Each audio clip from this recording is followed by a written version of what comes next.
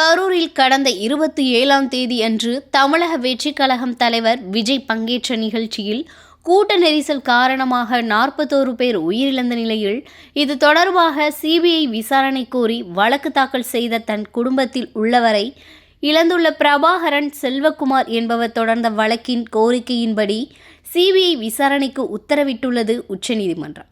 இந்நிலையில் குடும்பத்தார் இருவரை பரிதாபமாக இழந்த துயரில் உள்ளவர் என்றும் பாராமல் வழக்கு தொடர்ந்து பிரபாகரனை திமுகவை சேர்ந்த ஒன்றிய செயலாளர் ரகுநாதன் தொடர்பு கொண்டு வழக்கை வாபஸ் பெற்றால் 20 லட்சம் பணம் வேலை தருவதாக ஆசை வார்த்தை கூறி மிரட்டல் போன்ற தோனியில் பேரம் பேசியதாகவும் அதனை தான் மறுத்த பிறகு தன் பெயருடன் சில ஊடகங்களில் தான் வழக்கே தொடராததாக தவறான செய்தி வெளிவந்துள்ளதாக தெரிவித்துள்ளார்.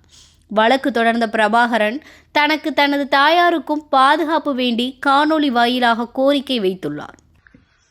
இவங்க இந்த மாதிரிலாம் பண்றவங்க வேற என்ன வேணாலும் பண்ணலாம். எனக்கும் நானும் எங்க அம்மாவும் மட்டும்தான் இருக்கு. இப்போ என் குடும்பத்தில் எனக்கும் எங்க அம்மாவுக்கும் உயிருக்கு உத்தரவாதம் வேணும். இவங்க இதெல்லாம் பண்றவங்க என்ன வேணா பண்ணுவாங்க.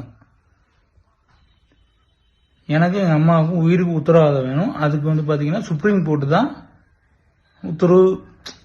அது எனக்கு சொல்ல தெரியல, நீங்க தான் பார்த்து பண்ணிக்கணும்.